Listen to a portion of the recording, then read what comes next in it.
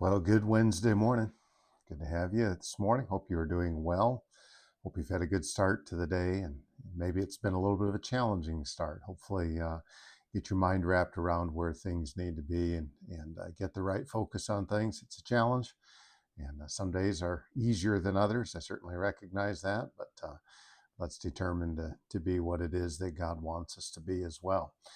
I hope you're doing well. I want to get into our study here this morning in Proverbs chapter 1. And in many ways, these first 7 verses serve as the prologue or the introduction to Proverbs, kind of gives us a little bit of an idea of what it is that we're going to be looking at and lays out some terms and some concepts for us that I think are important for us to understand.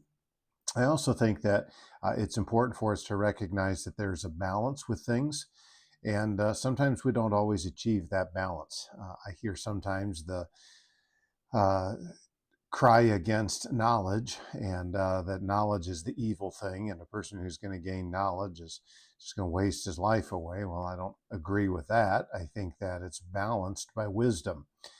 Knowledge is the accumulation of facts, but in order to have wisdom, I've got to have the facts.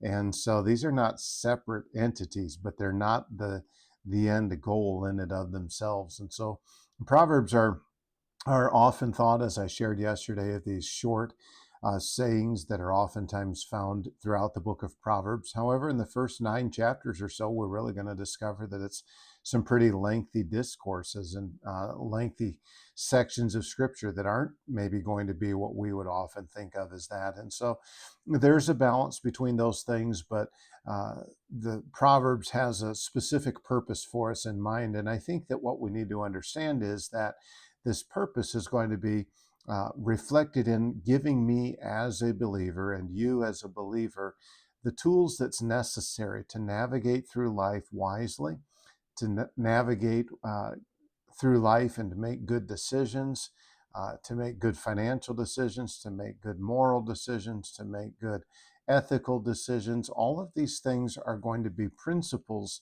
that are going to be taught.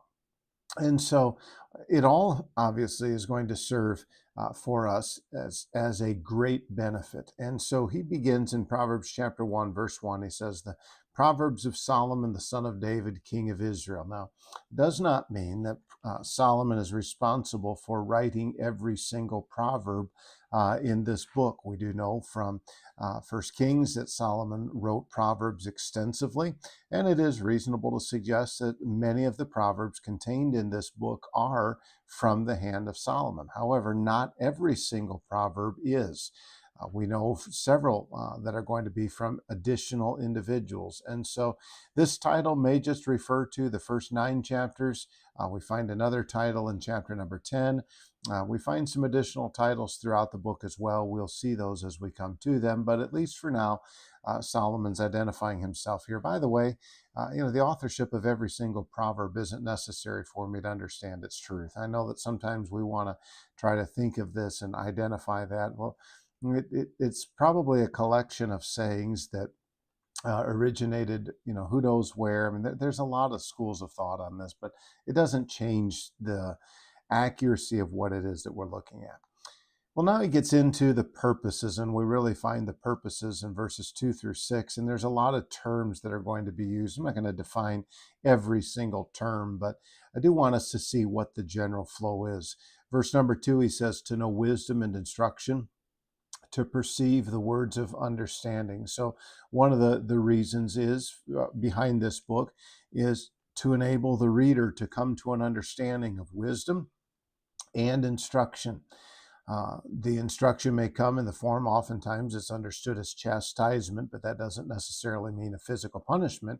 But this is just simply the instruction. Okay, well, I need to have the ability to take and have a common sense spiritually as I approach life and as I approach the decisions that I make, to perceive the words of understanding, to be able to come to an understanding of what it is that is being stated.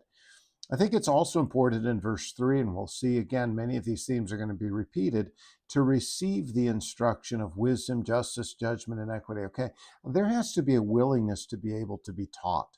All throughout Proverbs, this is going to be a repeated emphasis that the individual who refuses instruction is foolish. And the picture is, as we get into verse 4, talking about the simple, give subtlety to the simple, to the young man, knowledge and discretion.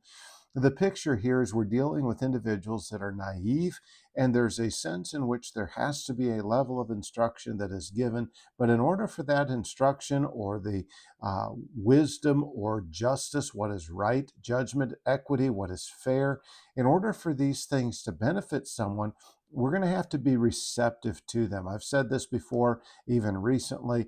No lesson that has never, or any lesson, how do I phrase that? No lesson that has ever been learned has ever benefited someone. Okay. If I'm not willing to learn, it's going to be of no benefit to me. And so, unfortunately, uh, there's a lot of people that say, well, I know that, I've got, okay. And there's some of the most naive people that you'll ever meet. And so, Proverbs is going to give some instruction here, but I have to be of a mindset that says, Lord, show me these things and teach me these things. Give me the wisdom to do this, to give subtlety to the simple. We'll see the word subtlety a lot. We'll see the word simple a lot. In fact, really, all these words we'll see a lot in the book of Proverbs. Subtlety has the idea of a cleverness. Now, sometimes that cleverness may very well be for evil. Satan, Genesis chapter 3, was the most subtle beast of the field. The serpent was the more subtle beast of the field. So here in this sense, obviously, we're not speaking of cleverness in the ability to engage in wrong behavior, but what we are saying is here's the cleverness to be able to engage in right behavior. And Proverbs is going to provide that to the simple person. To the young man, give knowledge and discretion. So the point is that we're in need of these things, and Proverbs is going to provide these things, but these lessons and these principles that are going to be taught are not going to benefit us at all if we are unwilling to receive them. And so he says in verse 5 that a wise man will hear and will increase learning. A man of understanding shall attain or listen to wise counsels. Okay, so how do I approach being instructed? And, sometimes I've had phases of my life where I knew everything. And I've had other phases where I knew nothing.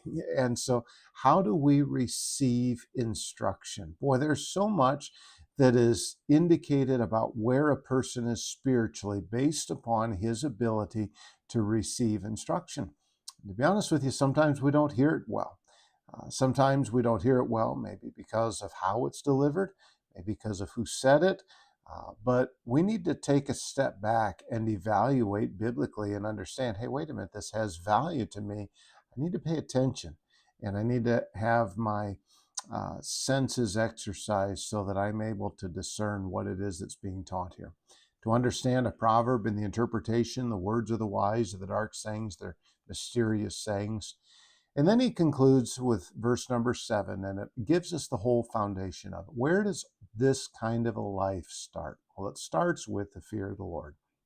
The fear of the Lord is the beginning of knowledge, but fools despise wisdom and instruction. So there's going to be all sorts of topics that are going to be addressed in Proverbs. Years ago with the teenagers, I did a topical study of Proverbs and took a lot of the main topics, and all I did was just coordinate the verses and put them into those categories. And I still remember, man, there were some times where some of the topics are extremely extensive. I think, for example, on the tongue, I think I had about 8 pages of just verses from Proverbs on the tongue and on our words. Okay, the point is, I can be given all of this instruction, but where does it all start? All of this is going to start with a proper view of God that is going to reverence Him, that is going to live with a reverence and a regard for His will, and admittedly a fear that says, you know what, He is a holy God. That needs to motivate my conduct. And everything in Proverbs is going to come back to this foundation, my attitude, my perception of who God is. And fools are going to despise wisdom and instruction. They're going to treat it lightly because they don't need it. All right. Well, that's the introduction to this book and the introductory verses, I should say. We covered some introductory material last time as well. It's going to be a good study. Hope you're able to be a part of it. Thank you so much for being a part of it today. And hopefully you'll be able to continue to be as well. Well, I appreciate each of you being on here this morning. And Lord willing, tonight we're going to set a record. We're going to hit the triple digits of Psalms. We'll be in Psalm 100 here tonight. And so I hope you're able to join us. 5:30 meal. Love to have each of you there for that. Some of you probably should have left the day before or earlier, but we would still love to have you. Hope to see you tonight on live if we're not able to see you in person. But I really hope to see you in person. And let's get together, be a part of each other. A lot to pray for, a lot of needs in our church. And we need this kind of corporate prayer. And so I hope you're able to be a part of it. And we'll see you tonight. Meal at 5:30. Service will start at 7.